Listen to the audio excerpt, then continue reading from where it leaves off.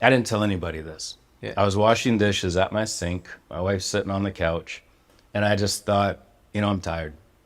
I don't want to do this anymore. Yeah. I just want to get this last book done and just kind of slowly back away from all of these conversations. I was traveling a lot, conferences, TV shoots. I was exhausted. From the UFO topic specifically. UFO top. Yeah. I mean, I wasn't like going to go blow my brains out in a closet or something. Like, Yeah. I was tired of this. I've had that experience many times. You man. feel Yeah, it. yeah, It's yeah. taxing. Yeah.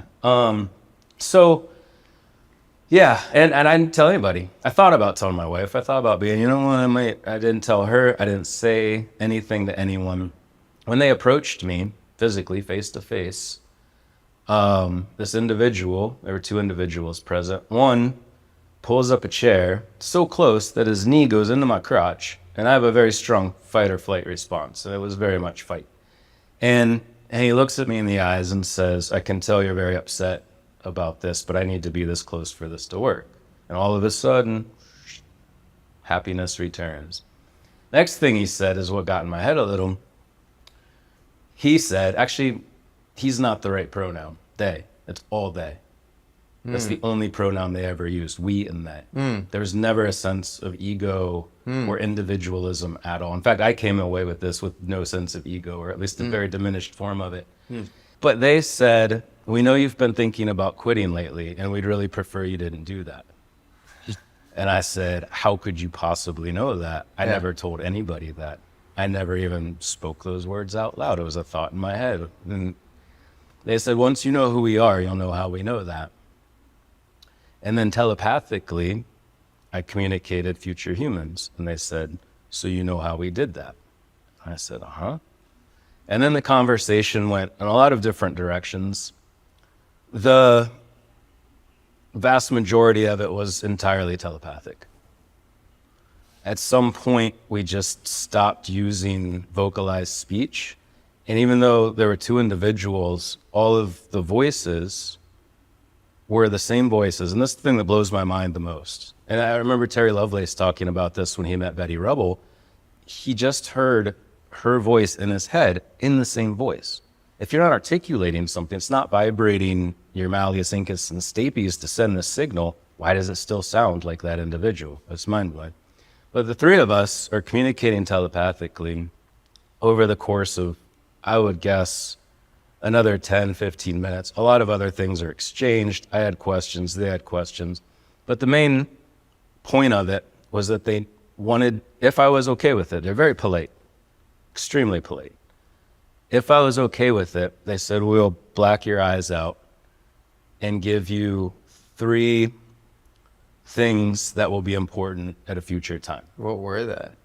I don't have access to it. They told me I wouldn't have access to it. They said, we need to put this information in your brain if you're okay with it. And by this point, it was very clear who they were, their abilities, hive mind consciousness, interacting in this way. I trust them and also realized that in various ways I had been interacting with them the whole time.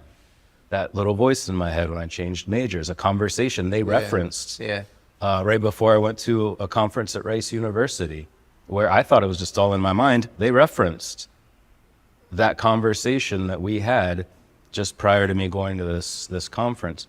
So I agreed, and that's exactly what happened. My eyes went black. I'm still staring at the same individual. In fact, by this point, it got very difficult to turn my head. I was kind of just mesmerized. I think that's the word some use. My eyes went black, and all of a sudden, I feel all of this information coming in my brain. And the other individual standing to my left occasionally would say, did you get that? Did you get that? I'm like, And I can see it coming in. I have no idea what it is. Wow. It's in there. Yeah. I can't access it. I agreed to have it put It's like there. you were partitioned or something. Yeah, maybe. But what's crazy is the reaction. This was at the beginning of a conference. There's a lot going on. There's a party, Halloween party. Some of my best friends from the UFO community are there. We're going to jam tunes, play music. Yeah. Been wanting to play Travis Walton's guitar with Micah Hanks for all this time.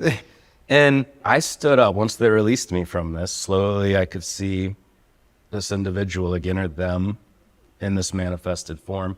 I turn, I get up, I walk through what's now a very crowded room of people from this balcony. A woman puts her hand on my arm and says, "Are you okay?" And I was going, huh? Like I couldn't lift my head. It felt like it was a 50-pound weight tied to my forehead. I walk out of the VIP room where this had happened on the balcony, down to my room, which is about 5 doors away. Where is all of this? At a conference hotel in Phoenix. Phoenix. Almost exactly 1 year ago. Yeah. Lay down on the bed, lay down backwards, feet still on the ground, and slept for 13 hours straight. Wow. Wake up, still with my feet on the ground, still with all my clothes on, and just started crying uncontrollably. Wow. Not because I was happy, sad, confused, nothing. Like whatever happened. Did it feel cathartic? Did you feel like you were letting out No, pain or anything? it was No, just, I just crying. couldn't control it. Interesting. I cried for hours. I had to be on a panel the next day with a bunch of people. How was that? Fine, because I controlled the crying. I went and got breakfast. Unfortunately, was sat right by the cash register where all of these people gather for their Sunday brunch. And I'm just losing my goddamn mind at this point. And there's all these people coming, walking right. I was hoping to be like back in a corner or something. Didn't get that. Come back to my room, still crying. Go down to give a book to an individual who was working at the registration table. And all of a sudden, the same individual kind of materializes in this empty hallway, walks past me, put his hand on my shoulder and says, "Are you okay?" I go, "Uh-huh." That's all I could say, "Uh-huh." And all of the time this is happening is, "Uh-huh." Like I'm processing, I'm doing what I'm supposed to, I'm Do you getting know the information. the individual's name or? Yeah. I know both of their names, but again, these aren't. This is what I mean when we talk about reconceptualizing what it means to be human. Yeah. It's not as simple as who is this individual. You think of them as I almost, wasn't talking to that individual. they're generic emissaries of I was some talking to the same collective they conscience. Yeah. that knows my thoughts Yeah. enough to reference two very specific moments of interaction. Or one wasn't. I was just thinking, I don't want to do this anymore as I'm washing my damn dishes. They knew that thought. Yeah. So we're not talking about individuals, but that individual who's a part of this reappeared as I'm walking through this hallway, takes that residual, whatever it was. Again, it wasn't negative. I wasn't scared by this. I wasn't upset by it. I just couldn't stop crying, but I needed to because I was on an important panel about 2 or 3 hours later. Yeah. So it was an effort to sort of quell the ontological shock. If there was a part of that, it's hard to say there wasn't, but also just whatever was happening, whatever reaction my brain had to being force-fed information in this way in a very short period of time in a little primitive monkey brain that couldn't handle it. So then you think they're walking among us. They absolutely are. Yeah. Wow. That's pretty wild. Yeah, it is. That one gets a little deep with people. Yeah. I think there'll be a guttural response to everything I just said. Yeah. The walking among us thing, I think, is a trigger point for a lot of people. Yeah. Maybe that happens at a later time. Yeah. Sure.